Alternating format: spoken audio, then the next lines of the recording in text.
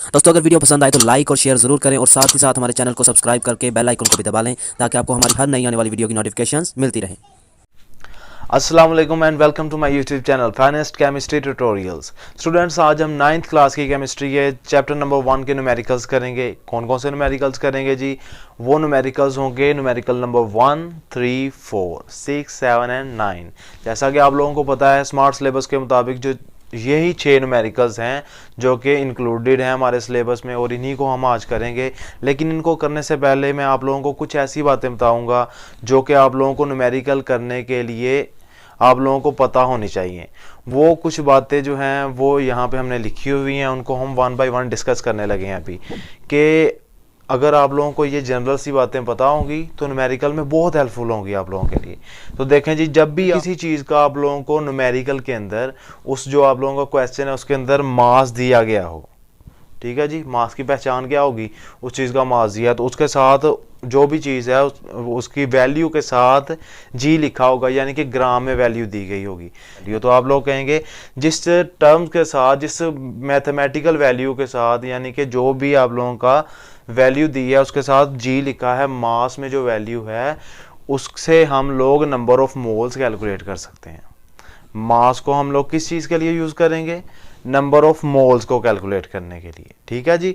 और number of moles से अगर हम चाहें इसको मालूम करके, अगर हम चाहें फर्दर ऑन मूव करना, आगे और भी कुछ मालूम करना, तो उससे हम जो चीज़ मालूम कर सकते हैं वो है नंबर ऑफ पार्टिकल्स।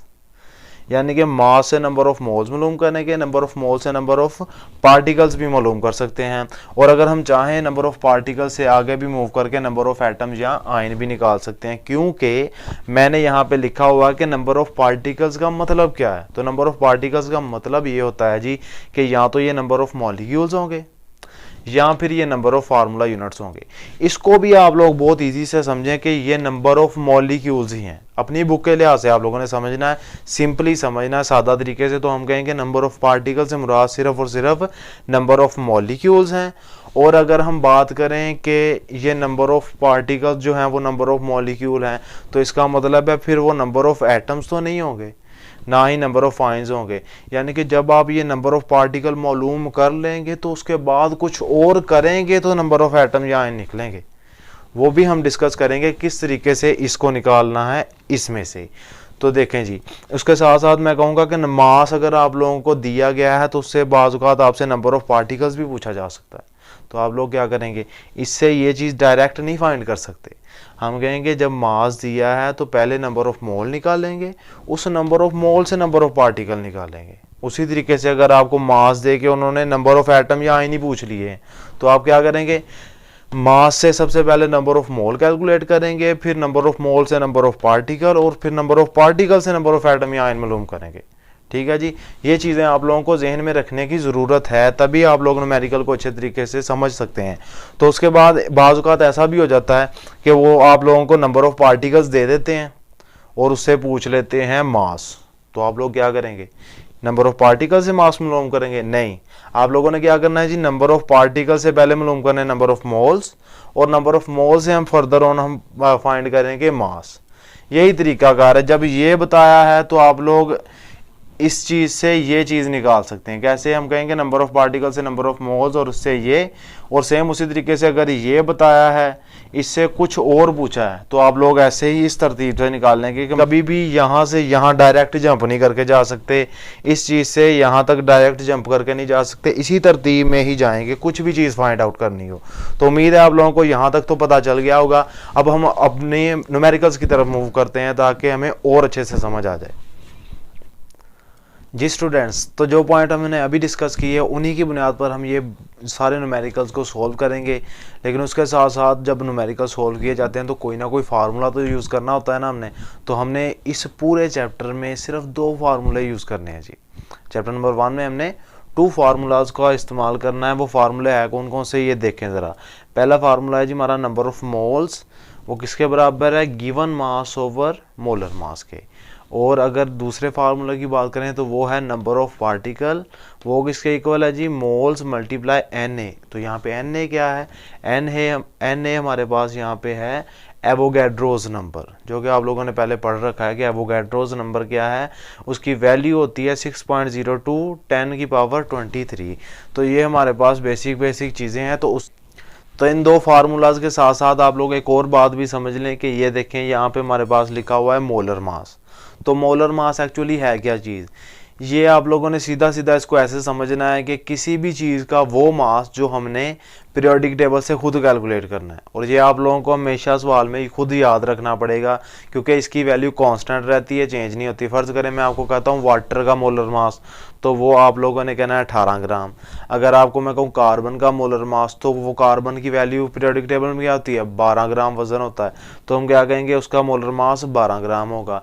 इसी के साथ साथ अगर हम ऑक्सीजन की बात करें तो उसका पीरियोडिक टेबल में वजन कितना है, उसका है 16 ग्राम, तो वो होगा 16 ग्राम। तो मोलर मास ऐसी वैल्यू है जो चेंज नहीं हो रही। सेम उसी तरीके से अगर नीचे वाले फार्मूले में बात करें तो एवोगैड्रोज नंबर की वैल्यू हमेशा यही रहेगी, ये चेंज नहीं होगी। तो इन दोनों फार्मूलाज में कोई एक ऐसी चीज़ लाजमी है जिसकी वैल्यू कांस्टेंट रहेगी, चेंज नहीं होगी, जो इसमें मोलर मास और इसमें एवोगैड्रोज नंबर। तो बाकी क्या क्या बचता है दोनों में, वो देखते हैं। वो देखें जी ज़रा, इसमें बचता है नंबर ऑफ मोल्स और साथ गिवन मास, और नीचे वाले में क्या बच रहा है, नंबर ऑफ पार्टिकल्स और मोल्स। तो मैं कहूँगा जब भी हमारे पास दो चीज़ें हों, मास या मोल, तो हमने ये फार्मूला पुट करना है। दो चीज़ें कौन सी, मास या मोल, ये दोनों हों तो ये फार्मूला, और अगर पार्टिकल्स और मोल्स तो इनके लिए ये फार्मूला। ठीक है, वो किस तरीके से यूज़ करना है वो आप लोग अगर न्यूमेरिकल समझेंगे तो आप लोगों को इंशाल्लाह साथ समझ आ जाएगा। लेकिन उसके साथ साथ कुछ और भी चीज़ें हैं जो बेसिक है। मैं चाहता हूँ आप लोग पहले ही उस सब को क्लियर कर लें ताकि प्रॉब्लम आगे ना हमें हो।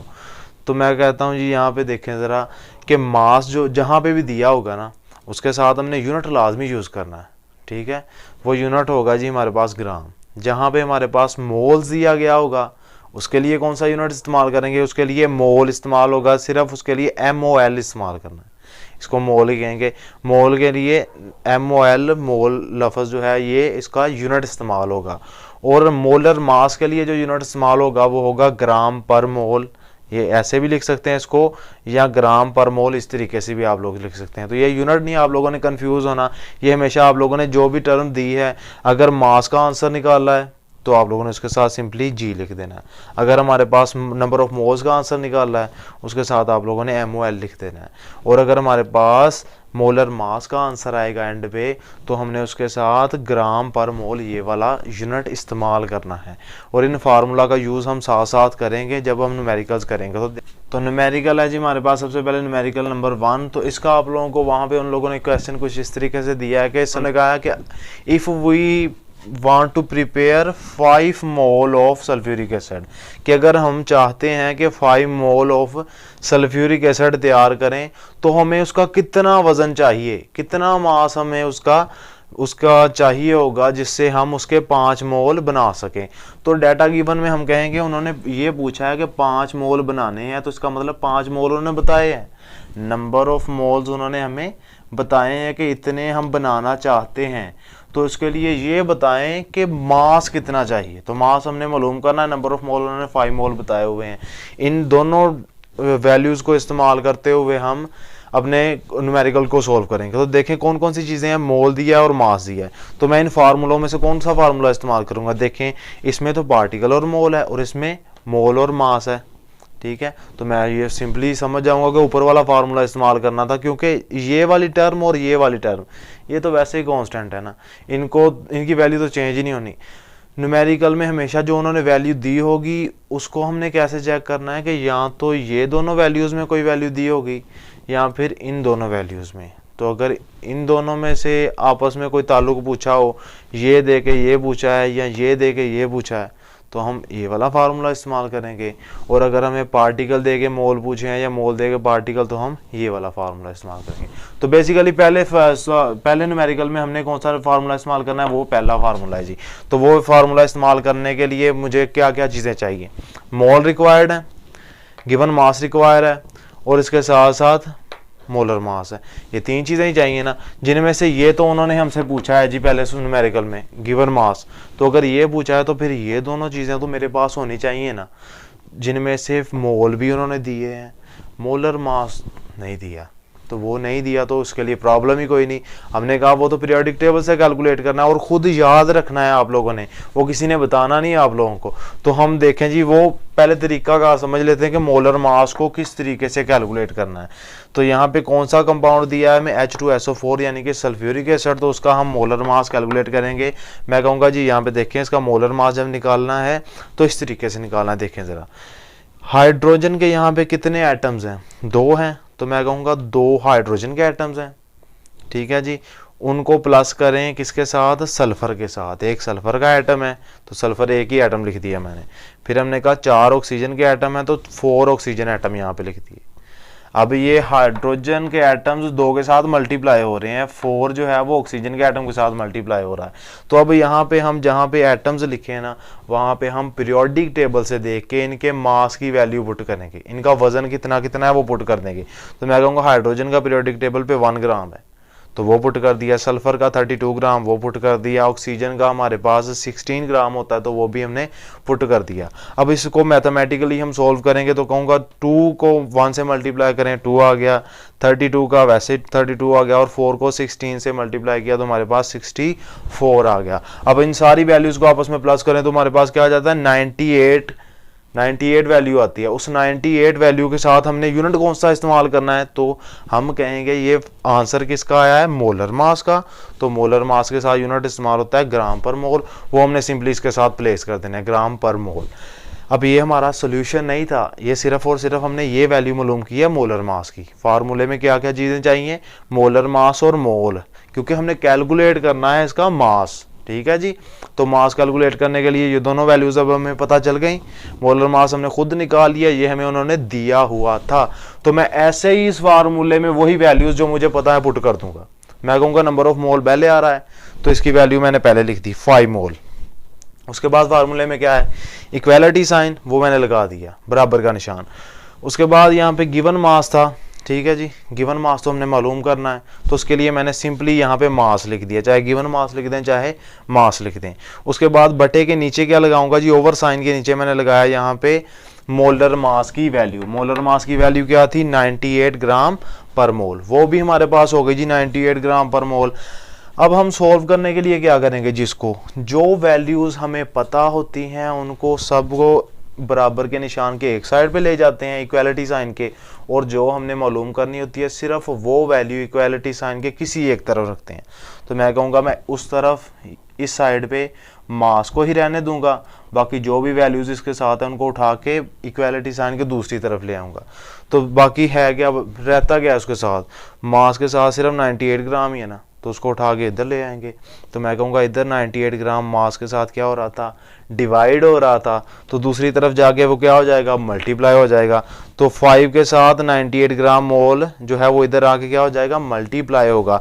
तो मल्टीप्लाई होने से क्या असर पड़ेगा जी, यहाँ पे इन दोनों का आंसर आएगा हमारे पास 490 आंसर आ रहा है। तो आंसर आ किस चीज़ का रहा है, यहाँ पे मास का आंसर आएगा ना 490 ये। तो मैं इसको चाहे मास को इधर लिख के ये आंसर जो है इधर लिख दूँ, कोई मसला तो नहीं ना है जी, फ़र्क तो कोई नहीं पड़ेगा। तो हम कहेंगे मास का आंसर आ रहा है हमारे पास 490। तो मास के आंसर के साथ कोई यूनिट लगाना है, तो मास के आंसर के साथ यूनिट कौन सा लगता था, ग्राम, वो हमने यहाँ पे लगा दिया जी, ठीक है जी। मास का यूनिट ग्राम इसके साथ आंसर के साथ प्लेस कर दिया। तो ये हमारा न्यूमेरिकल नंबर 1 सोल्व हो गया। अब ओके स्टूडेंट्स, तो अब हम मूव करते हैं अपने नेक्स्ट न्यूमेरिकल की तरफ, जो कि है न्यूमेरिकल नंबर 3। तो इसको सोल्व करने से पहले आप लोग सिर्फ इतना सा समझ लें कि सिर्फ यही एक न्यूमेरिकल है, ये न्यूमेरिकल नंबर 3 ही एक ऐसा न्यूमेरिकल है आप लोगों की पूरी एक्सरसाइज में से जो कि थोड़ा सा डिफरेंट है, जिसमें ये दोनों फार्मूलों से कोई भी फार्मूला इस्तेमाल नहीं होगा। इसके अलावा बाकी जितने भी न्यूमेरिकल्स हैं सब में कोई ना कोई फार्मूला तो इस्तेमाल होता है ना, लेकिन वाहद ये ऐसा न्यूमेरिकल है आपका न्यूमेरिकल नंबर 3 जिसमें कोई भी फार्मूला इस्तेमाल नहीं होगा, और ये बड़ा ही सिंपल सा छोटा सा न्यूमेरिकल है। लेकिन अगर फार्मूला इस्तेमाल नहीं होगा तो इसका मतलब है इसका मेथड थोड़ा डिफरेंट है, उसको समझना आप लोगों के लिए शायद थोड़ा सा मुश्किल हो, लेकिन इंशाल्लाह कोशिश की जाएगी कि आसानी से समझाया जाए। और इसको सोल्व करने के साथ साथ आप लोग ये भी चीज़ समझ लें कि इसके लिए मेथड जो इस्तेमाल होता है उसको मैथ में कहते हैं यूनिटरी मेथड, ठीक है जी। तो आप लोग देखें ज़रा इसको, उन्होंने हमारे पास जो गिवन डाटा है वो ऐसे कुछ दिया हुआ है, कहते हैं कि अगर हमने ये चीज़ बनानी है, ये क्या चीज़ है जी, वैसे ये है हमारे पास Al2SO4 की 3 एल्यूमिनियम सल्फेट है जी। अगर कहते हैं इसकी हम तैयारी करना चाहते हैं, ठीक है, तो इसकी तैयारी में कितनी कौन कौन सी चीज़ें हैं जी। हमारे पास दो किस्म के आयंस हैं, एक है एल्यूमिनियम के आयंस, दूसरे हैं सल्फेट के आयंस। वो यहाँ पे मैं दिखाता हूँ आपको। हम कहेंगे आयंस ऑफ एल्यूमिनियम और आयंस ऑफ सल्फेट, ठीक है। इन दोनों को जब हम मिला देंगे तो हमारे पास बन जाएगा एल्यूमिनियम सल्फेट, ठीक है जी। लेकिन जब आयंस को अलग अलग लिखे ना तो उनके ऊपर लाजमी कोई ना कोई चार्ज भी शो करना होता है। और वो चार्ज कैसे शो करते हैं, उसकी वैलेंसी कैसे शो करते हैं, हम इसकी वैलेंसी इसको दे देंगे एल्यूमिनियम को और इसकी वैलेंसी इसको दे देंगे, ठीक है। और सल्फेट के साथ हमेशा नेगेटिव में वैलेंसी आएगी, तो हम कहेंगे यहाँ पे वैलेंसी देखें ज़रा, ये थी SO4 के साथ किसकी वैलेंसी आएगी, एल्यूमिनियम की 2 वाली, तो यहाँ पे हमने लिख दिया 2 नेगेटिव। और एल्यूमिनियम के साथ कौन सी वैलेंसी आएगी, सल्फेट वाली, वो क्या है 3, वो किस फॉर्म में लिखेंगे हम, 3 पॉजिटिव की फॉर्म में।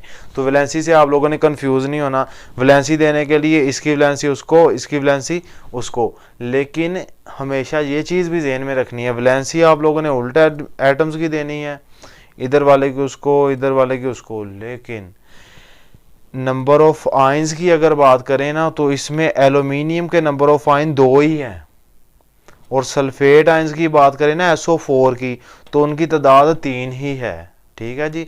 ये चीज़ भी साथ साथ में ज़हन में रखनी है। तो हम कहेंगे आयंस ऑफ एल्यूमिनियम, जो आप लोगों को क्वेश्चन दिया ना उसमें उन्होंने बताया कि आयंस ऑफ एल्यूमिनियम हमारे पास अगर इतने हों 6.02 10 की पावर 23, तो हमारे पास कितने सल्फेट आयन होने चाहिए कि हम ये चीज़ बना लें, ठीक है। तो मैं आप लोगों को सबसे पहले तो लिखने की तरीकाकार बताऊं तो आप लोगों ने पहले लिखना है सबसे पहले सॉल्यूशन में कि एज इन मॉलिक्यूलर फार्मूला। किस मॉलिक्यूलर फार्मूला की बात कर रहे हैं, इसकी, कि अगर हम कहें कि इस मॉलिक्यूलर फार्मूला को देखा जाए तो इससे हमें एक बात पता चलती है कि ये बनाने के लिए हमें 2 एल्यूमिनियम के आयन चाहिए और 3 सल्फेट के आयन चाहिए। आम हालत में अगर इसको बनाना हो तो 2 एल्यूमिनियम के आयन चाहिए और 3 सल्फेट के आयन चाहिए। लेकिन उन्होंने सवाल ये पूछा कि अगर हमारे पास एल्यूमिनियम के 2 की बजाय इतने आयंस हों, 2 आयन नहीं बल्कि इतने आयंस हों, तो हमें फिर सल्फेट के कितने आयन चाहिए होंगे।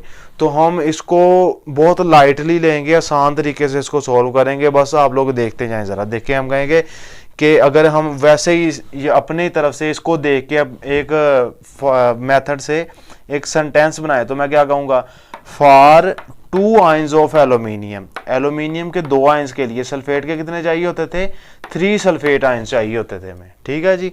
और इसी तरीके से अगर मैं बात करूं किसी के एल्यूमिनियम के अगर 1 आयन होता फॉर 1 आयन ऑफ एल्यूमिनियम, तो उसके लिए हमें कितने चाहिए होंगे, ये 3 ऐसे का ऐसे ही लिखेंगे और ये जो 2 ऊपर था वो इधर ला के इसके साथ हम डिवाइड करवा देंगे, ठीक है जी। इसको लिख दिया फिर 3/2। या हम अगर वैसे भी अपने जहन से भी सोचे तो मैं कहूँगा अगर 2 इसके थे तो इसका 3 चाहिए था, अगर इसका 1 होगा तो इसका हमें 1.5 आयन चाहिए होगा 1.5। तो अगर इसको हम सोल्व करें तो 1.5 ही आता है। लेकिन आप लोगों ने कंफ्यूज नहीं होना, जिस मेथड से हम मैथ के मेथड से चल रहे हैं उसी के मेथड से हमने चलना है। तो हम कहेंगे पहले ये 2 और 3 आमने सामने थे, फिर हमने जब 3 नीचे उतारा तो ये वाला 2 इधर से जब इधर आया तो आके इसके साथ डिवाइड हो गया। ऊपर से जब नीचे इधर नई स्टेटमेंट में आया तो वो इधर हो रहा था मल्टीप्लाई, इधर आके डिवाइड हो गया। अब हम आगे मूव करने लगे हैं इससे। मैं कहूँगा कि ये तो हमने अपने जहन से 2 लाइनें बना ली, 2 सेंटेंस हमने अपनी जहन से बनाए सोच के। अब हम बात करेंगे जो उन्होंने हमें मेथड दिया था, जो उन्होंने हमें वैल्यूज़ दी थी। तो उन्होंने वैल्यू दी थी कि एल्यूमिनियम के हमारे पास ये वैल्यू है, इस वैल्यू को देखते हुए इसकी मालूम करें। तो मैं कहूँगा अगर हमारे पास फिर एल्यूमिनियम की फॉर 6.02 10 की पावर 23 आयन हो, पहले तो हमने इतने खुद से बनाए ना कि इतने थे तो इतने होंगे, 1 होगा तो फिर ये होगा। अब हम कहेंगे अगर इतने पार्टिकल्स हों तो फिर वही चीज़ हमने दोबारा नीचे उतारनी है, ठीक है। और फिर हम ये वाली जो सामने वाली चीज़ है उसको इधर से इधर ले आएंगे। अगर ऊपर से कोई चीज़ इधर नीचे लेके आए तो वो नीचे आके डिवाइड होती थी, लेकिन अगर इधर से ही सामने ले जाएं तो वो जाके मल्टीप्लाई होगी, ठीक है जी। अगर आप लोग वैसे भी समझना चाहें इसके साथ बिल्कुल भी कंफ्यूज नहीं होना कि हम कहेंगे देखें ज़रा कि यहाँ पे 3 था 2 था आमने सामने थे, फिर 3 नीचे लेके गए, 2 को भी हम उधर वाली साइड पे लेके जाएंगे तो ऊपर से नीचे लेके आने के लिए डिवाइड करेंगे। फिर हमने 3/2 नीचे ले आए और फिर हमने क्या किया जी, ये जो 1 था इधर ला के इसे डिवाइड करना था, ठीक है ना। ऊपर से 1 नीचे आ गए, इसके साथ डिवाइड होना था, तो डिवाइड होने से 1 का कोई फ़र्क तो नहीं पड़ेगा, वो रहेगा तो 3/2 ही ना, तो हम ये 3/2 ही लिखेंगे। ये एवोगाड्रो नंबर इधर ला के इससे मल्टीप्लाई कर देंगे। तो इनको मल्टीप्लाई करने के लिए आप लोगों ने सिंपल वे इस्तेमाल करना है। आप लोगों ने ये 10⁻23 को साइड पे रखना है, इसको कैलकुलेशन में नहीं लेके आना कैलकुलेटर की। जब कैलकुलेटर से आप लोग सॉल्व करेंगे तो हम कहेंगे सिर्फ इन दो वैल्यूज़ को 6.02 को और 3 को मल्टीप्लाई करें, जो आंसर आता है इसको 2 से डिवाइड कर दें, तो आपके पास ये वाली वैल्यू आ जाएगी, सिर्फ इतनी। तो फिर उसके साथ ये ही 10⁻23 यहाँ पे लगा दें, तो आपका न्यूमेरिकल बिल्कुल सॉल्व हो जाएगा। हम कहेंगे ये इतने नंबर ऑफ सल्फेट आयन हमें चाहिए होंगे अगर हमने एल्यूमिनियम सल्फेट बनाना है, ठीक है जी। तो उम्मीद है कि आप लोगों को ये क्वेश्चन समझ आ गया होगा। वैसे इतना डिफिकल्ट नहीं था, बहुत सीधा सीधा था कि हमने कहा कि 2 एल्यूमिनियम के आयंस के लिए 3 सल्फेट के आयन चाहिए और 1 के लिए हमें इतने यानी कि 1.5 सल्फेट आयन चाहिए। 1.5 या 3/2 की फॉर्म में लिख लें, कोई फ़र्क नहीं पड़ेगा। और अगर हम कहें कि बाद में कि हमारे पास ये अगर Avogadro number of ion of aluminium है तो उसके लिए सल्फेट कितने चाहिए होंगे, हम इसी रकम को नीचे उतार के हमने एवोगाड्रो नंबर के साथ मल्टीप्लाई कर देना है, तो हमारे पास ये वैल्यू आ जाएगी जो कि हमारा एक्चुअल आंसर है। तो चलिए स्टूडेंट्स बात करते हैं अपने नेक्स्ट न्यूमेरिकल की, जो कि है न्यूमेरिकल नंबर 4। तो न्यूमेरिकल नंबर 4 में यहाँ पे देखें जी, हमें डाटा जो गिवन है वो क्या है, वो है जी मास ऑफ H2CO3। यहाँ पे हमें ये जो कंपाउंड दिया है इसका उन्होंने मास बताया जी 16 ग्राम, 16 ग्राम उसका मास बताया। और इसके बाद उन्होंने बताया नंबर ऑफ मॉलिक्यूल्स इसके कितने हैं, ये फाइंड आउट करना है जी। आप लोगों ने मास बता के नंबर ऑफ मॉलिक्यूल पूछ लिया है सवाल में। तो ये तकरीबन आप लोगों का जो न्यूमेरिकल नंबर 4 है ना, इसके 3 पार्ट्स हैं, 3 हिस्से हैं। उसका ए हिस्सा है, बी और सी है, वो तीनों एक तरह ही करने हैं आप लोगों ने। हम तीनों ही करेंगे 1 बाय 1, लेकिन आप लोगों को ये पता होना चाहिए कि इन तीनों का तरीका सेम है। तरीका कैसे सेम है देखें ज़रा। बताया उन तीनों में उन्होंने मास है, पूछा है नंबर ऑफ मॉलिक्यूल्स। तो नंबर ऑफ मॉलिक्यूल हमने शुरू में बात की थी कि वो क्या होता है, नंबर ऑफ पार्टिकल्स ही होता है। तो मैं कहूँगा नंबर ऑफ पार्टिकल्स हो तो वो नंबर ऑफ मॉलिक्यूल्स भी हो सकता है, उसको ही कहेंगे हम। तो कहेंगे जी नंबर ऑफ मॉलिक्यूल मालूम करना है, तो कैसे करेंगे, उसके लिए हमें दिया गया है मास दिया है। तो जैसे ये दोनों फार्मूले लिखे हैं ना 1 बाय 1, हमने वैसे ही इनको पुट करना है, वैसे ही इनको यूज़ करना है। पहले मैं फार्मूला यूज़ करूंगा नंबर ऑफ मोल्स वाला, फिर मैं फार्मूला यूज़ करूंगा नंबर ऑफ पार्टिकल्स वाला, क्योंकि हमें दिया क्या है मास। तो मास पहले वाले फार्मूले में आता है ना, देखें ज़रा नीचे वाले में आता है, नहीं आता। पहले वाले फार्मूले में मास आता है तो मैं पहले ये फार्मूला लगाऊंगा, लेकिन इस फार्मूले में कभी कहीं भी नंबर ऑफ पार्टिकल नहीं आता। मतलब ये है कि इस फार्मूले को इस्तेमाल करने से मुझे नंबर ऑफ़ पार्टिकल्स नहीं मिलेंगे, पर कुछ ना कुछ तो फ़ायदा होगा ना। क्या फ़ायदा होगा, यहाँ से हमें नंबर ऑफ़ मोल मिलेंगे, वो हम इस्तेमाल करने के नंबर ऑफ़ पार्टिकल्स वाले में, जिससे हमें नया हमारा आंसर जो असल चाहिए नंबर ऑफ़ मॉलिक्यूल वो निकल आएगा। ये मैं इसलिए आप लोगों को ऐसे बता रहा हूँ कि जैसे दोनों फार्मूले लिखे हैं वैसे इस्तेमाल करें, ताकि आप लोगों को कन्फ्यूजन ना हो। करेंगे इस बात की अगर नहीं भी समझ आई तो कोई मसला नहीं, बस इतना समझ लें कि इस जो न्यूमेरिकल नंबर 4 है इसमें हमने ये दोनों फार्मूले इस्तेमाल करने हैं, पहले नंबर ऑफ़ मोल्स वाला फिर नंबर ऑफ़ पार्टिकल्स वाला, क्योंकि हमने फार्मूले में यहाँ पे सवाल में फाइंड तो नंबर ऑफ़ मॉलिक्यूल ही करने हैं ना। तो हम कहेंगे जी पहले ये फार्मूला लगाना है, ठीक है। इस फार्मूले में हमें चाहिए नंबर ऑफ़ मोलर मास और मास। ये मास तो उन्होंने दिया हुआ है, और ये मोलर मास मैंने आप लोगों को बताया कि ये पीरियोडिक टेबल से ही निकलेगा। तो पीरियोडिक टेबल से हमने कैलकुलेट करके ये हमेशा याद रखने हैं सारे जितने भी एक्सरसाइज में मुख्तलिफ कंपाउंड दिए हैं। तो देखें इसका हमने जो ये कंपाउंड दिया H2CO3 इन्होंने जो दिया था हमें कंपाउंड, इसका हमने पहले मोलर मास कैलकुलेट कर लेना है। कैसे कैलकुलेट करेंगे, हम लिखेंगे कि यहाँ पे इसमें 2 हाइड्रोजन है, ठीक है। तो हाइड्रोजन को 2 से मल्टीप्लाई कर देंगे, कार्बन एक ही है तो कार्बन का कार्बन आ जाएगा। ऑक्सीजन कितने हैं, 3 हैं, तो ऑक्सीजन को हम 3 से मल्टीप्लाई करेंगे, ठीक है। अब इनकी वैल्यूज पुट करेंगे, हाइड्रोजन की 1 तो 2 को मल्टीप्लाई किया, 1 से 2 आ गया, फिर कार्बन की 12 आ गई। ये पीरियोडिक टेबल से वैल्यू देखनी इनके मास की। उसके बाद हम कहेंगे 3 की ऑक्सीजन के साथ मल्टीप्लाई किया तो 3 को 16 से किया तो हमारे पास 48 आ गया। इनको प्लस करेंगे तो 62 ग्राम पर मोल। ये 2 ग्राम पर मोल क्यों लिखा है? क्योंकि हमारे पास पता है हमें कि मोलर मास का यूनिट जो है वो ग्राम पर मोल ही होगा। तो यहाँ तक तो सीधा सीधा हमारे पास इसका मोलर मास अभी आ गया। तो मोलर मास की वैल्यू को और गिवन मास की वैल्यू को अगर पुट करें तो हमारे पास आंसर किसका आएगा? नंबर ऑफ मोल्स का आएगा। तो देखते हैं जी, हम कहेंगे पहला फार्मूला, ये वाला फार्मूला हम यहाँ पे इस्तेमाल करने लगे हैं, नंबर ऑफ मोल्स। उसको हम जब इस फार्मूले को इस्तेमाल करेंगे तो ऊपर रख देंगे मास की वैल्यू, नीचे हम रखेंगे मोलर मास की वैल्यू। इन दोनों को डिवाइड करेंगे तो हमारे पास ये आंसर आ जाएगा 0.258 पर मोल। अब यहाँ पे एक और चीज़ ध्यान में रखें, जब भी आप लोग कैलकुलेटर से वैल्यूज़ वगैरह कैलकुलेट करते हैं तो अक्सर थोड़ा बहुत पॉइंट में चेंजिंग आ जाती है। वैसे वो मैटर तो नहीं करता इतना ज़्यादा, लेकिन बाद औक़ात आप लोग बड़ी बड़ी गलतियाँ कर लेते हैं। तो वो भी थोड़ा सा यहाँ पे समझ लें, फिर हम आगे न्यूमेरिकल को इसी को करते हैं। तो समझना ये है आप लोगों ने इसमें से, ये देखें ज़रा, ये अगर वैल्यू आप लोगों की कैलकुलेटर पर आती है ना पॉइंट में, तो आप लोगों ने कम अज़ कम पॉइंट के बाद 3 डिजिट्स तक उसको लिखना है। बाकी वैल्यू को आप लोगों ने कट ऑफ कर देना है, उसको आपने राउंड ऑफ करना है, ठीक है ना। राउंड ऑफ का मतलब है कि पॉइंट के बाद 3 डिजिट्स लिखने हैं, बाकी सारे आपने गायब कर देने। फर्ज करो आप लोगों का वहाँ पे कैलकुलेटर पे आंसर आ रहा है 0.2579। चले 9 की बजाय हम 6 लिख लेते हैं, यहाँ पे 6 लिख लेते हैं। मैं कहता हूँ आप लोगों का ये आंसर आ रहा है। तो मैंने क्या कहा है, पॉइंट के बाद आप लोगों ने सिर्फ 3 डिजिट्स लिखने हैं। ये मैं समझा रहा हूँ कि कैलकुलेटर से वैल्यू यहाँ पे कैसे पुट करनी है, आप लोगों ने कौन सी लिख सकते हैं। तो हम कहेंगे जब ये 3 डिजिट्स जो रखने हैं वो तो हमने रखने ही है, उससे अगला जो चौथा डिजिट है ना उसको चेक करना है हमने। जो नहीं रखने ना डिजिट्स, उनका पहला लफ्ज़ यानी कि जो चौथा डिजिट है उसको चेक करना है कि अगर वो 5 है या उससे बड़ा है तो फिर हम इसको ख़त्म करके पिछला जो तीसरा डिजिट होगा उसको बढ़ा देंगे।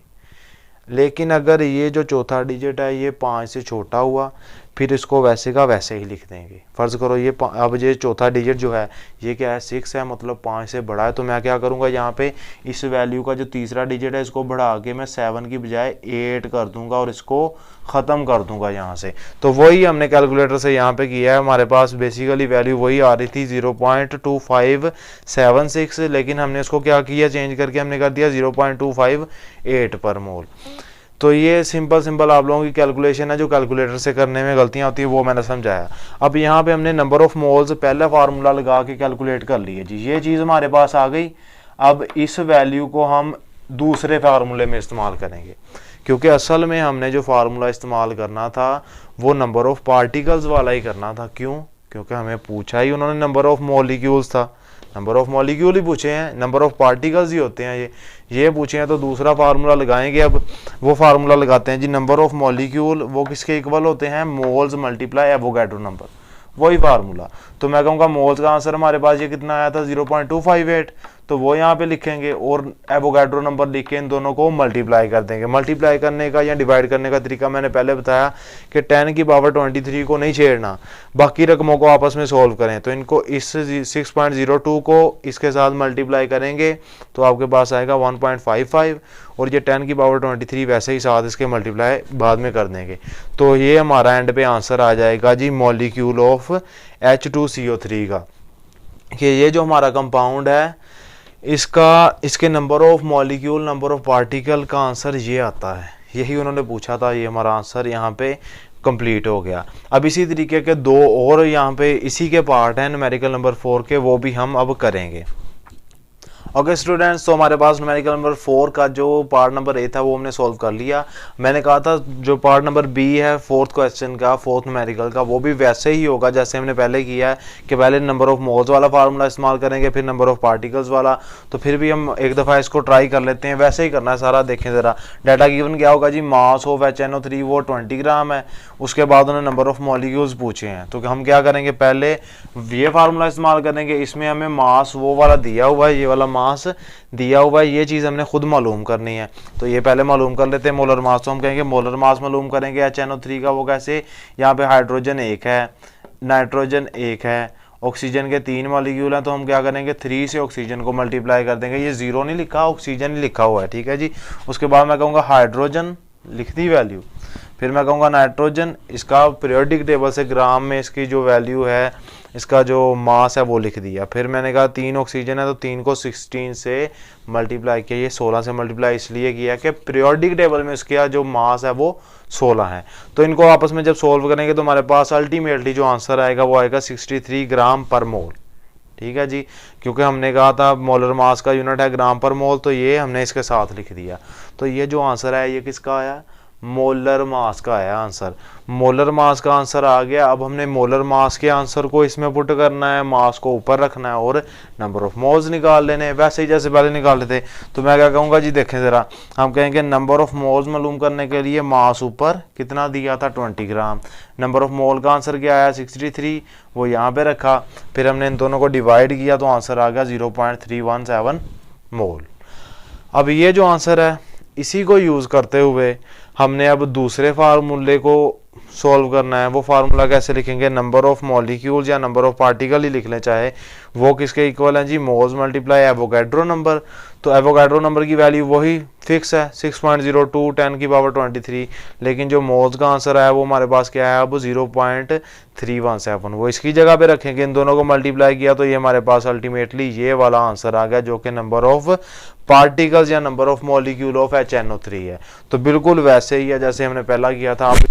ओके जी, तो ये रहा हमारे पास न्यूमेरिकल नंबर सी पार्ट, जो यानी कि फोर्थ न्यूमेरिकल का सी पार्ट, जो कि अब हमने सॉल्व करना है बिल्कुल उसी तरीके से जैसा कि हमने पहले दो देखे हैं। तो देखें जी, हमारे पास इसमें भी डाटा गिवन क्या है, मास ऑफ C6H12O6। ये है क्या चीज़ जी, ये वही चीज़ है जी जो आप डेली रूटीन में इस्तेमाल करते हैं, जिसके बगैर आपकी एनर्जी पूरी नहीं होती, ग्लूकोज जी। तो ग्लूकोज है यहाँ पे, ग्लूकोज का हमारे पास कहते हैं मास है 30 ग्राम, इतना वजन दिया है। और इससे नंबर ऑफ मॉलिक्यूल इसके निकालने के, अगर 30 ग्राम ग्लूकोज है तो उसमें पार्टिकल्स यानी कि उसके मॉलिक्यूल की तादाद कितनी है। तो हम वही दो तरीका इस्तेमाल करेंगे, नंबर ऑफ मोल्स वाला फार्मूला पहले इस्तेमाल करेंगे, फिर नंबर ऑफ पार्टिकल वाला। लेकिन हमने वैसे ही जैसे पहले कहा था कि नंबर ऑफ मोल वाला फार्मूला लगाने के लिए हमें मोलर मास की ज़रूरत होती है। तो सबसे पहले तो वही कैलकुलेट करना है ना जी। तो मैं कहूँगा मोलर मास कैलकुलेट करने के लिए क्या करेंगे, ग्लूकोज के अंदर क्या है जी 6 कार्बन है, तो कार्बन को 6 के साथ मल्टीप्लाई किया, फिर प्लस का साइन। फिर मैं कहूँगा हाइड्रोजन कितने हैं 12, तो 12 को मल्टीप्लाई कर दिया हाइड्रोजन के साथ। फिर मैं कहूँगा इसको प्लस कर दें कितने ऑक्सीजन में, 6 ऑक्सीजन में। ठीक है जी, तो इसकी वैल्यू सबकी एटॉमिक मास पीरियोडिक टेबल से देख के लिखे, फिर हमने इनको मल्टीप्लाई किया और ये आ गया 180 ग्राम पर मोल। और ये जो है मोलर मास, मैं बार बार आप लोगों को यही कह रहा हूँ कि आपको याद रखना पड़ेगा, ये किसी ने बताना नहीं है आपको। पीरियोडिक टेबल में से वैल्यूज आप लोगों ने एक दफ़ा कैलकुलेट की, इनको आप लोगों ने अपने माइंड में पक्का बिठा लेना है कि आप लोगों को ये एग्जाम में भी ना भूले। तो अब देखें जी 180 ग्राम पर मोल आ गया, ये क्या है इसका आया मोलर मास। तो मोलर मास की वैल्यू नीचे रखेंगे, ऊपर जो गिवन मास है वो रखेंगे। तो जो आंसर किसका आ जाएगा हमारे पास, नंबर ऑफ मोल्स का, ये 0.167 मोल आ जाएगा जी इसका आंसर। तो नंबर ऑफ मोल्स को फिर हम क्या करेंगे, दूसरे फार्मूले में पुट करेंगे।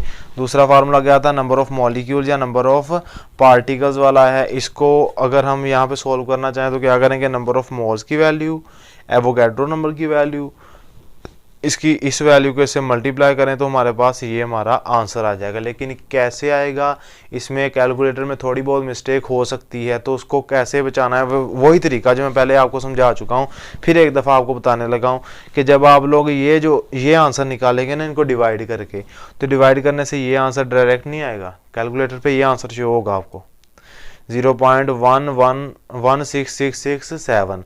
तो इसको आप लोगों ने ऐसे ही नहीं पुट कर देना, ठीक है ना। आप लोगों ने यहाँ आप लोगों ऐसे कहेंगे पॉइंट के बाद 3 डिजिट्स का आ था जी, तो हम 3 डिजिट्स ही लिखेंगे 0.166, ऐसे नहीं करना, ठीक है। यहाँ तो ऐसे ही ये आंसर आप लोग लगाएं, अगर नहीं लगा सकते तो फिर आप क्या करें, 3 डिजिट तक रखना है। तो इसको राउंड ऑफ कैसे करेंगे, चौथा डिजिट देखेंगे कि 5 से बड़ा है या 5 है, तो पिछले में एक ऐड कर देंगे, उसको उसमें एक वैल्यू बढ़ा देंगे। तो क्या बन जाएगा, ये 6 था तो ये 7 बन जाएगा तीसरा डिजिट, ठीक है जी। ऐसे आप लोगों ने करना है। और ये एंड पे आप लोगों का फिर जो इन दोनों को मल्टीप्लाई करेंगे तो आंसर आ जाएगा 1.00 मल्टीप्लाई 10 की पावर 23। तो ये आ गया हमारे पास number of molecules of glucose यानी कि C6H12O6 6। तो ये हमारे पास तीनों जो पार्ट थे न्यूमेरिकल नंबर 4 के वो अब कंप्लीट हो गए। ओके स्टूडेंट्स, तो अब हम करने लगे हैं न्यूमेरिकल नंबर 6, जो कि अब तकरीबन आप लोग ये समझ लें कि जो हमने पहले न्यूमेरिकल किया ना न्यूमेरिकल नंबर 4, उसमें हम कैसे ये दोनों फार्मूलाज इस्तेमाल करते थे, पहले ये फार्मूला फिर ये फार्मूला। अब जो अगला न्यूमेरिकल नंबर 6 है, इसमें हमने काम उल्ट कर देना है। ठीक है, क्यों उल्ट करना है वो मैं बाद में बताऊंगा, लेकिन आप लोगों ने उल्ट कैसे करना है देखें। अब न्यूमेरिकल नंबर 6 में हम पहले ये फार्मूला इस्तेमाल किया करेंगे, फिर ऊपर वाला नंबर ऑफ मोल्स वाला फार्मूला।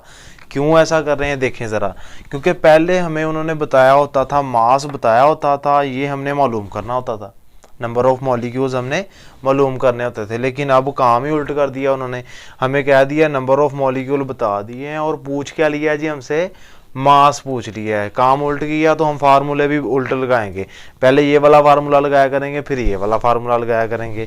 तो देखें ज़रा कैसे सोल्यूशन निकालते हैं जी हम इसका। अब सबसे पहले मैंने जैसा कहा कि ये वाला फार्मूला इस्तेमाल करेंगे, ठीक है, क्योंकि देखें ज़रा बताया क्या है, नंबर ऑफ मॉलिक्यूल यानी कि नंबर ऑफ पार्टिकल बताया है और पूछा गया है मास, ये मालूम करना है। तो इसको निकालने के लिए हमें क्या क्या चीज़ें चाहिए, मोलर मास चाहिए और नंबर ऑफ मोल चाहिए। ठीक है, मोलर मास तो आपको पता ही होगा हमें, लाजमी पीरियोडिक टेबल से हम कैलकुलेट कर लेंगे।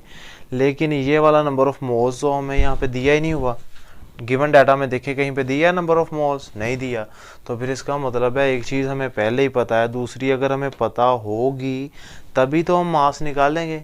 तो इस नंबर ऑफ मोल्स को मालूम करने के लिए हमने ये वाला फार्मूला इस्तेमाल करना है, क्योंकि इस फार्मूले से हम नंबर ऑफ मोल कैलकुलेट कर सकते हैं। बेसिकली ये दोनों फार्मूले जो है इनका बेनिफिट ये है कि इसमें से भी हम नंबर ऑफ मोल निकाल सकते हैं, नीचे वाले ये फार्मूले से भी हम नंबर ऑफ मोल्स निकाल सकते हैं। तो चलिए जी वैसे ही हम उनको उल्ट करके ना, अब पहले इसको यूज़ करके फिर उसको यूज़ करके अब इसका आंसर निकालते हैं। देखिए ज़रा, हम कहेंगे नंबर ऑफ मॉलिक्यूल्स वाला फार्मूला लगाया, वो क्या था, मोल्स मल्टीप्लाई एवोगैड्रो नंबर।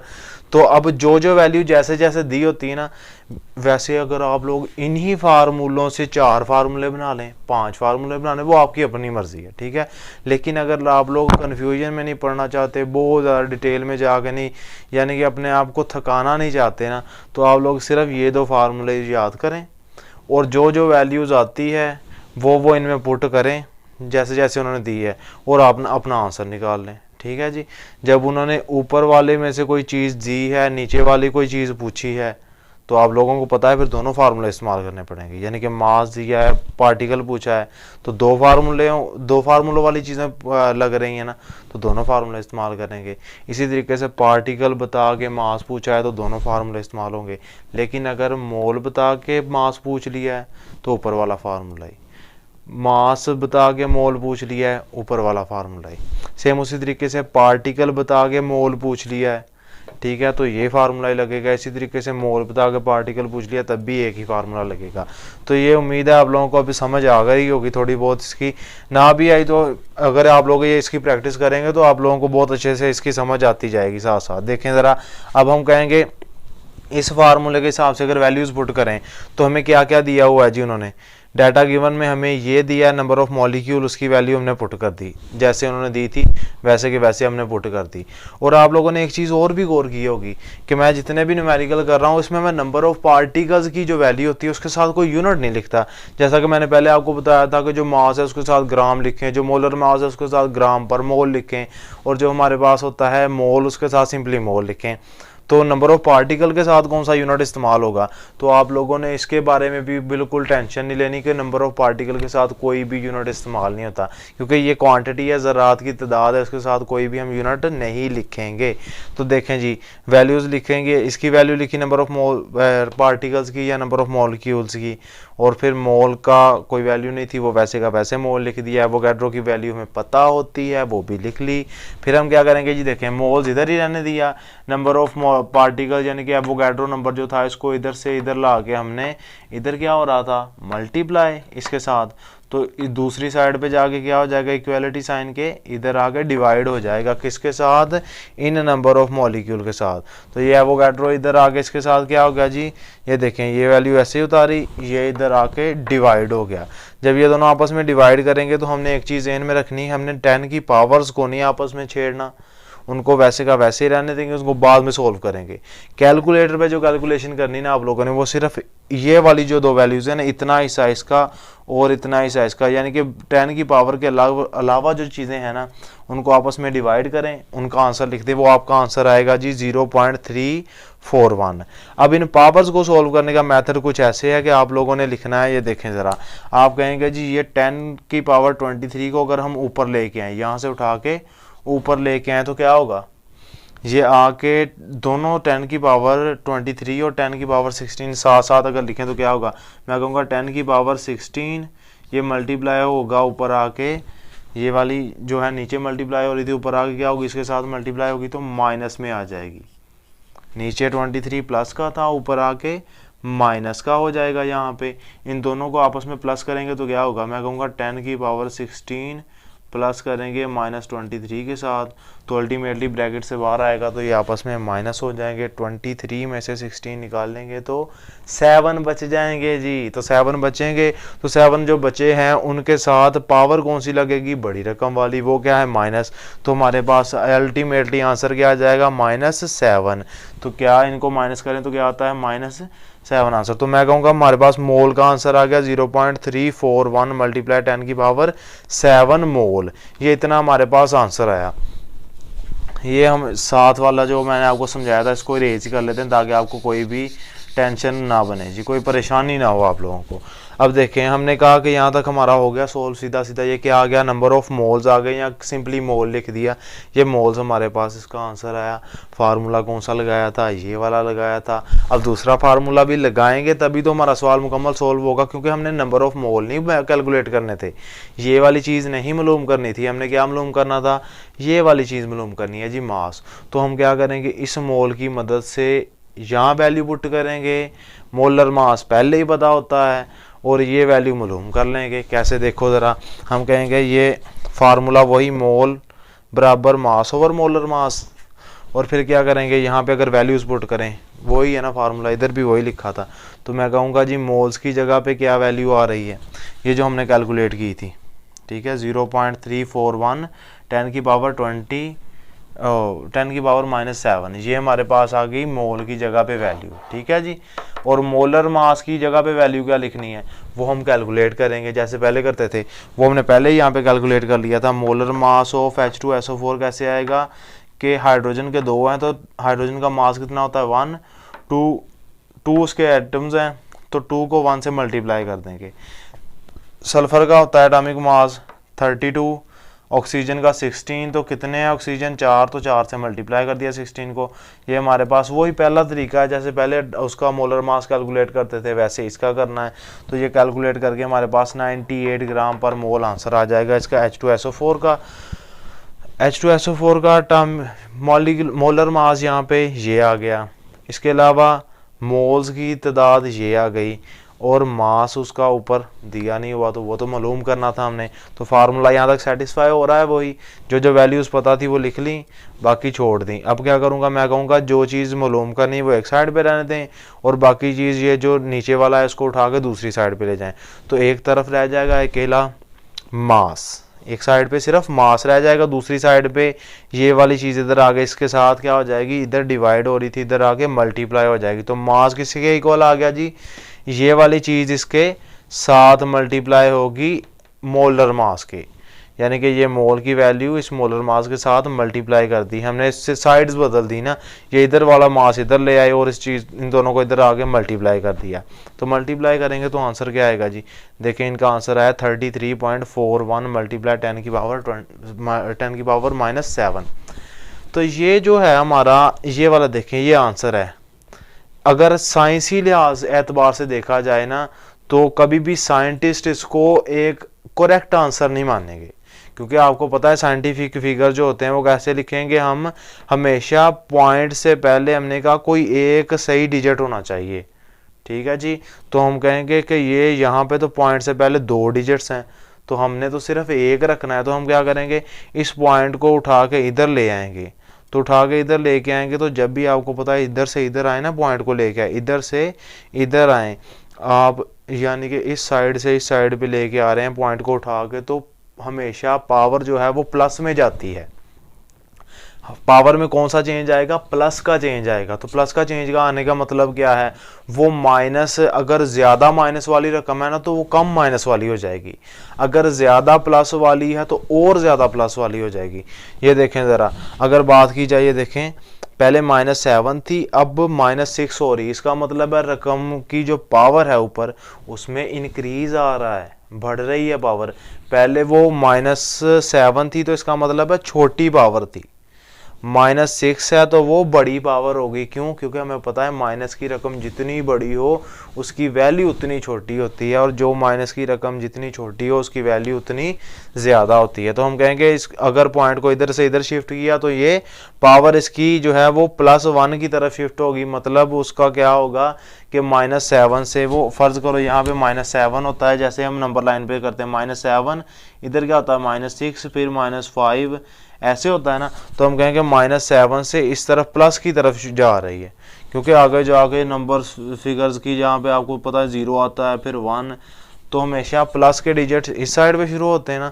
तो हम कहेंगे -7 से इस साइड पे जाएगी -6 की तरफ, ठीक है। तो जब भी पॉइंट को इधर से इधर लेके आएंगे तो ये हो जाएगा -6। उम्मीद है कि आप लोगों को यहाँ तक ये वाला पॉइंट भी अब समझ आ गया होगा। तो ये हमारा न्यूमेरिकल नंबर 6 भी यहाँ पे कंक्लूड होगा जी, वो ख़त्म हो गया। अब हम न्यूमेरिकल नंबर 7 की तरफ मूव करते हैं। ओके जी डियर स्टूडेंट्स, अब हम मूव करने लगे हैं अपने नेक्स्ट न्यूमेरिकल की तरफ, जो है न्यूमेरिकल नंबर 7। तो न्यूमेरिकल नंबर 7 को करने से पहले मैं आप लोगों को फिर दोबारा वही जो हमने न्यूमेरिकल करने से पहले जनरल बातें डिस्कस की थी वो डिस्कस करवाना चाहता हूँ दोबारा। फिर मैं आप लोगों को एक दफ़ा वो बताना चाहता हूँ, ताकि आप लोग ये न्यूमेरिकल, क्योंकि डिफरेंट है, बाकी न्यूमेरिकल से काफ़ी हद तक कह लेंगे थोड़ा सा डिफरेंट है। तो मैं देखें फिर वही बात बताने लगा हूँ आपको कि मास को जब दिया होगा, ठीक है, तो मास से हमने अगर नंबर ऑफ एटम्स निकालने हो तो मास से डायरेक्ट तो नहीं नंबर ऑफ एटम्स निकाले जाते थे। क्या करते थे हम, मास से पहले मोल्स मालूम करते थे, मोल से फिर नंबर ऑफ मॉलिक्यूल्स या नंबर ऑफ पार्टिकल जिससे कहा जाता था, ठीक है, और फिर नंबर ऑफ पार्टिकल्स से हम बाद में नंबर ऑफ एटम मालूम करते थे। और हमने ये भी कहा था कि नंबर ऑफ मॉलिक्यूल और चीज़ है और नंबर ऑफ एटम और चीज़ है, ठीक है। नंबर ऑफ मॉलिक्यूल का मतलब है नंबर ऑफ पार्टिकल्स, और इनको मालूम करने के लिए हम ये वाला फार्मूला इस्तेमाल करते थे। लेकिन नंबर ऑफ एटम्स के लिए हमने बस यही फार्मूला, इसी से निकाल के हमने ये नहीं कहा था ना कि नंबर ऑफ पार्टिकल से मुराद नंबर ऑफ एटम्स भी है, नहीं, बिल्कुल भी नहीं।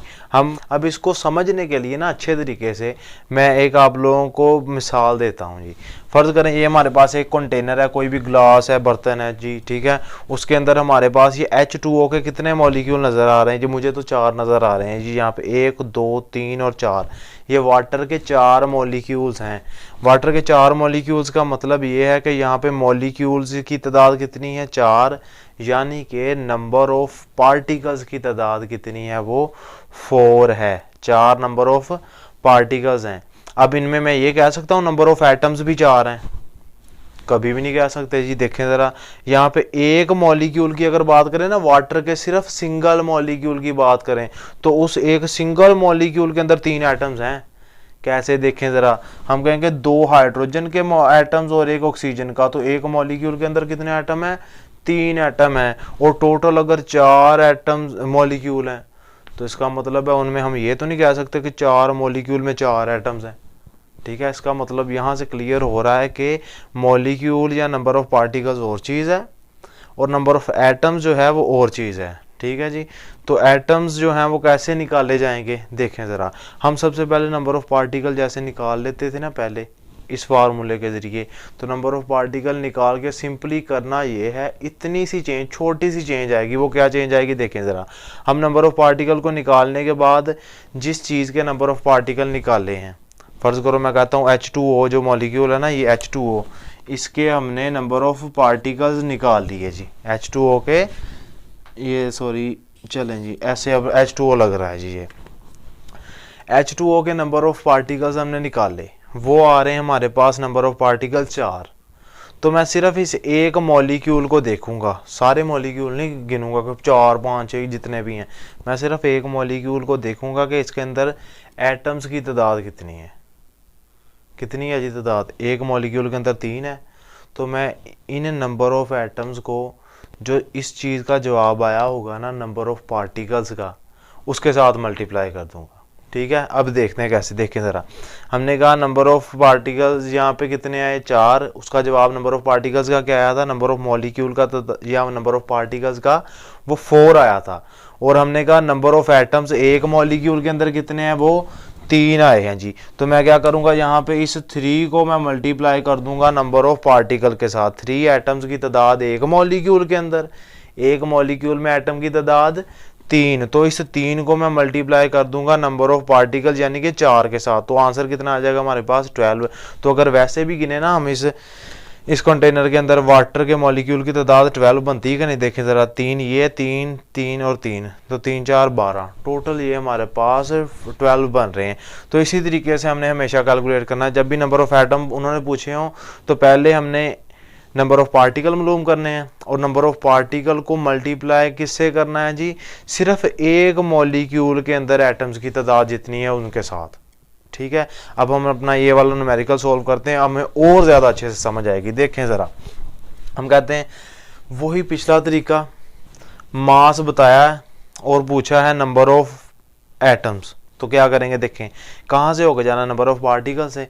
तो मैं वही पहले इस चीज़ को अगर यहाँ पे हम छुपा लें, हम कहें ये अगर कोई भी हमारे पास ही अगला हिस्सा नहीं है तो क्या करेंगे, हम ये वाले अगर 3 कन्वर्जेंस करते तो पहले क्या फार्मूला इस्तेमाल करते थे, हम कहते थे जब भी मास दिया होता था और ये पूछते थे, पहले 2-3 न्यूमेरिकल हमने इससे रिलेटेड किए हैं, जब भी मास दे के पार्टिकल्स या नंबर ऑफ मॉलिक्यूल पूछे होते थे तो हम क्या करते थे, इन दोनों फार्मूलाज को यूज़ करते थे। कैसे, 1 बाय 1। मैं कहता था ऐसे कि नंबर ऑफ मोल्स वाला पहले इस्तेमाल करें, बाद में नंबर ऑफ पार्टिकल्स वाला इस्तेमाल करें। वो तो वही पुराना तरीका देखें ज़रा, हम कहेंगे मास दिया है जी HNO3 का 60 ग्राम, ये गिवन डाटा है। उसके बाद हमने कहा नंबर ऑफ एटम्स इसके क्या करने हैं, वो फाइंड आउट करने हैं। लेकिन देखें ज़रा, वही तरीका हमने ये भी थोड़ा सा तरीका अपनाना है, साथ साथ थोड़ी सी बस चेंजिंग आएगी। तो हम कहेंगे पहले क्या करते थे, जब भी मास दिया होता था और नंबर ऑफ पार्टिकल निकालते थे, पहले मोल्स वाला फार्मूला लगाते थे। नंबर ऑफ मोल्स किसके बराबर है, मास ओवर मोलर मास। तो मास कितना दिया है जी, वो दिया है हमें 60 ग्राम। मोलर मास हमने कैलकुलेट किया किस चीज़ का था, ये हमारे पास वाटर नहीं है, बल्कि ये क्या चीज़ है, ये है HNO3, ये है जी नाइट्रिक एसिड। HNO3 का मोलर मास जब हमने निकाला तो हमने कहा हाइड्रोजन 1 है, नाइट्रोजन का मोलर मास कितना है, वो 14 है, वो उसका जो एटॉमिक मास है, और ऑक्सीजन का एटॉमिक मास 1 का 16 और 3 का कितना हो गया 48। तो इसका टोटल जो मोलर मास है वो 63 ग्राम पर मोल आ गया। किस चीज़ का बोला, ये नाइट्रिक एसिड का। हमने कहा इसका मोलर मास और मास को अब डिवाइड कर दें, मोलर मास नीचे रखा, मास ऊपर रखा, तो इन दोनों को डिवाइड करने से आंसर किसका आया, इस फार्मूले के मुताबिक मास ऊपर रख के मोलर मास नीचे रख के हमारे पास किसका आंसर आया, नंबर ऑफ मोल्स का। तो नंबर ऑफ मोल्स हमारे पास, ये मोल्स कितने आ गए जी, ये आ गए 0.952 मोल, ये इतनी मोल की तादाद आ गई। तो जब मोल आ जाते थे तो फिर क्या करते थे हम, उससे नंबर ऑफ पार्टिकल्स निकालते थे। कैसे निकालते थे, ये देखिए नंबर ऑफ पार्टिकल इधर ही लिख देना, फिर इधर क्या लिखते थे, मोल की वैल्यू पुट करके एवोगैड्रो की वैल्यू पुट करते थे। देखें दूसरा फार्मूला, नंबर ऑफ पार्टिकल्स किसके बराबर है, मोल्स की वैल्यू मल्टीप्लाई एवोगैड्रो नंबर की वैल्यू, इन दोनों को मल्टीप्लाई करेंगे, ये 10 की पावर 23 वैसे की वैसे आ जाएगी। सिर्फ इन दोनों टर्म्स को मल्टीप्लाई करने से आंसर आ गया 5.73। ये 5.73 जो हमारा आंसर आया। फिर हमने क्या करना है, इसको देखें ज़रा, हम कहेंगे ये किस चीज़ का आंसर आया, नंबर ऑफ पार्टिकल्स का। ये किस चीज़ के नंबर ऑफ पार्टिकल्स हैं जी, HNO3 के, नाइट्रिक एसिड के नंबर ऑफ पार्टिकल्स हमारे पास आ गए। ये नंबर ऑफ पार्टिकल तो नहीं हमने निकालने थे, हमने क्या निकालना था, नंबर ऑफ एटम्स निकालने थे। तो मैंने ये क्या कहा था, नंबर ऑफ पार्टिकल्स का जो आंसर आएगा, इसको नंबर ऑफ मॉलिक्यूल कह लें या नंबर ऑफ पार्टिकल, इसका जो आंसर आएगा उसको क्या करना है, सिर्फ एक मॉलिक्यूल के एटम्स को चेक करना है और उस एटम्स की जवाब को हमने इस जवाब के साथ मल्टीप्लाई करना। देखें ज़रा, अभी उसी बात को यहाँ पे रिपीट करते हैं। देखें, मैं कहता हूँ कि नंबर ऑफ पार्टिकल का ये वाला जो आंसर आया है, ये वाला, इसको हमने किससे मल्टीप्लाई करना है, HNO3 के एक मॉलिक्यूल को पहले चेक करेंगे कि उसके अंदर कितने एटम्स हैं। तो चेक करें जी, इसके अंदर कितने एटम है, एक हाइड्रोजन का, एक नाइट्रोजन का, 2 हो गए, और 3 ऑक्सीजन के, टोटल कितने बन गए 2 और 3 5। तो हम कहेंगे HNO3 के अंदर एटम्स कितने हैं टोटल 5, एक मॉलिक्यूल के अंदर 5। तो उन 5 को हम किससे मल्टीप्लाई करेंगे, ये जो हमारे पास आंसर आया था नंबर ऑफ पार्टिकल्स का, इस नंबर ऑफ पार्टिकल के आंसर को किससे मल्टीप्लाई करेंगे जी, हम इसके नंबर ऑफ एटम्स के साथ। तो 5 नंबर ऑफ एटम्स थे और ये हमारा जवाब आया था, तो इन दोनों को हमने मल्टीप्लाई कर दिया। इन दोनों चीज़ों को मल्टीप्लाई करें 10 की पावर 23 वैसे की वैसे ही आ जाएगी। तो ये आएगा हमारे पास आंसर 28.66। आंसर क्या आ रहा है जी 28.66। अब ये देखें, पहले भी हमने पिछले न्यूमेरिकल में भी यही बात की थी कि सिग्निफिकेंट फिगर बनाना है, अगर इसको साइंटिफिक नोटेशन में लिखना है तो हम क्या करेंगे, इसको 2 के आगे सिर्फ पॉइंट लगाएंगे, क्योंकि पॉइंट से पीछे सिर्फ एक रकम होनी चाहिए। तो हम क्या करेंगे, इस पॉइंट को उठा के इधर ले आएंगे। तो जब भी इधर से इधर, मैंने उसमें भी कहा था, इधर से इधर जब पॉइंट लेके आते हैं तो क्या होता है, पावर जो है वो प्लस में बढ़ती है। ठीक है, वो प्लस में पहले थी, जो पिछला न्यूमेरिकल किया था उसमें मैंने यही कहा था ना कि वो प्लस में पहले क्या थी -7 थी, बाद में वो क्या हो गई थी -6, क्योंकि ये 10 -7 से -6 में जब जा रही तो इसका मतलब प्लस में ही जा रही है। और अगर हम यहाँ पे बात करें 23 से 24 में जा रही तो ये भी प्लस में जा रही, क्योंकि उसके साथ माइनस था। वो अगर माइनस में डिजिट कम होगा तो प्लस में जाएगी, ये प्लस वाली अगर बढ़ेगी तो प्लस में जाएगी। तो हम कहेंगे ये सिंपल सी बात थी, आप लोग इससे कंफ्यूज ना होना बिल्कुल भी। तो ये सिंपल बात क्या थी कि 23 को हमने 24 इस वजह से बनाया क्योंकि हमने ये पॉइंट उठा के इधर लगा दिया जी। ठीक है जी, ये सिंपली हमारा न्यूमेरिकल ये भी सॉल्व हो गया। स्टूडेंट्स, हमारे पास जो नेक्स्ट न्यूमेरिकल है वो है न्यूमेरिकल नंबर 9। तो न्यूमेरिकल नंबर 9 को भी आप लोगों ने वैसे ही सॉल्व करना जैसे हमने पहले न्यूमेरिकल सॉल्व किए थे। तो बेसिकली हमारे पास ये सारे न्यूमेरिकल करने से जो कह लें कि मेन रिजल्ट आया वो ये समझने में आप लोगों को बात आई होगी कि देखें, सिर्फ एक न्यूमेरिकल हमारे पास ऐसा आया था न्यूमेरिकल नंबर 6, जिसमें हमने क्या किया था, पहले इस फार्मूले को इस्तेमाल किया, फिर इस फार्मूले को इस्तेमाल किया। और सिर्फ एक सवाल ऐसा आया था न्यूमेरिकल नंबर 3 जिसमें हमने कोई भी फार्मूला इस्तेमाल नहीं किया। तो 2 क्वेश्चन आप लोगों के 2 न्यूमेरिकल एक्सेप्शनल थे। तो हम देखते हैं जी अपना लास्ट न्यूमेरिकल जो कि पहले की तरह का, उन्होंने मास बताया, पूछा क्या नंबर ऑफ मॉलिक्यूल। अच्छा, ये नंबर ऑफ मॉलिक्यूल क्या आ गया जी हमारे पास, वही चीज़ है ना जो हमने कहा था कि नंबर ऑफ पार्टिकल हैं वही नंबर ऑफ मॉलिक्यूल्स होते हैं। तो हम कहेंगे नंबर ऑफ मॉलिक्यूल्स जो है यहाँ पे मालूम करना है, बताया क्या है, मास बताया है। तो क्या करेंगे जी, इसको हम सिंपली पहले वही तरीकाकार, ये वाला फार्मूला पहले इस्तेमाल करेंगे ना, क्योंकि मास बताया है, पूछा ये है, तो पहले ये फार्मूला इस्तेमाल होगा, क्योंकि इससे हमें नंबर ऑफ मोल्स मिलेंगे जो कि हम इस फार्मूले में इस्तेमाल करेंगे। तो क्या करेंगे, ये फार्मूला इस्तेमाल करेंगे। चलें जी देखते हैं, ये वाला हमें बताया है, ये हम खुद निकाल लेंगे मोलर मास, तो वो निकाल लेते हैं। देखते हैं, पहले हम मोलर मास ही निकाल लेते हैं सबसे पहले जी। तो मोलर मास निकालेंगे कैसे, चीज़ क्या बताई थी हमें उन्होंने, HCl का हाइड्रोजन का जो मास होता है वो होता है 1, क्लोरीन का जो एटॉमिक मास होता है वो होता है 35। इन दोनों को हमने प्लस किया तो आंसर आ गया 36 ग्राम पर मोल। तो हमने कहा कि मोलर मास जो HCl का है वो कितना आया, 36 ग्राम पर मोल। ये तो आ गया उसका मोलर मास, लेकिन हमने मोलर मास ही तो नहीं ना निकालना अकेला, हमने यहाँ पे इस फार्मूले में क्या पुट करना है, गिवन मास ऊपर, नीचे मोलर मास, तो हमारे पास मोल्स आ जाएंगे। देखें ज़रा, नंबर ऑफ मोल्स के लिए क्या किया, ऊपर मास जो उन्होंने बताया था और नीचे मोलर मास जो हमने खुद कैलकुलेट किया। इन दोनों को डिवाइड करेंगे तो आंसर आ जाएगा 0.278 मोल। ये हमारे पास नंबर ऑफ मोल्स का आंसर आ गया। अब जब भी नंबर ऑफ मोल का आंसर आता था तो फिर क्या करते थे, फिर दूसरा फार्मूला हम अप्लाई करते हैं नंबर ऑफ पार्टिकल्स वाला, तो वो अब वो लगा लेते हैं। नंबर ऑफ मॉलिक्यूल या नंबर ऑफ पार्टिकल्स एक ही बात है, दोनों में जो मर्जी लिख लें। हम कहेंगे नंबर ऑफ मॉलिक्यूल किसके इक्वल है, मोल्स मल्टीप्लाई एवोगाड्रो नंबर, यही फार्मूला। फिर हम कहेंगे इसमें वैल्यूज पुट करें, मोल्स की वैल्यू पुट की 0.278, ये कहाँ से आई थी, ये वाली वैल्यू है। ठीक है जी, ये वैल्यू यहाँ पे पुट की नंबर ऑफ मोल्स की जो हमने निकाली थी और मल्टीप्लाई कर दिया एवोगाड्रो नंबर के साथ। तो हमारा आंसर क्या आएगा, इन दोनों सिर्फ टर्म्स को मल्टीप्लाई करना, 10 की पावर 23 वैसे का वैसे ही रहने देना है। इनको मल्टीप्लाई करेंगे तो आपका आंसर आएगा 1.67। ये हमारा जी अल्टीमेटली एंड पे आंसर आ जाएगा किसका, मॉलिक्यूल्स ऑफ HCl का। उम्मीद है कि आप लोगों को ये लेक्चर अच्छा लगा होगा और आप लोगों को अच्छे से सारा समझ आ गया होगा। तो मिलेंगे जी इंशाल्लाह अपने नेक्स्ट वीडियो में, जो कि नेक्स्ट चैप्टर के न्यूमेरिकल्स के बारे में होगी। तब तक के लिए अल्लाह हाफिज़।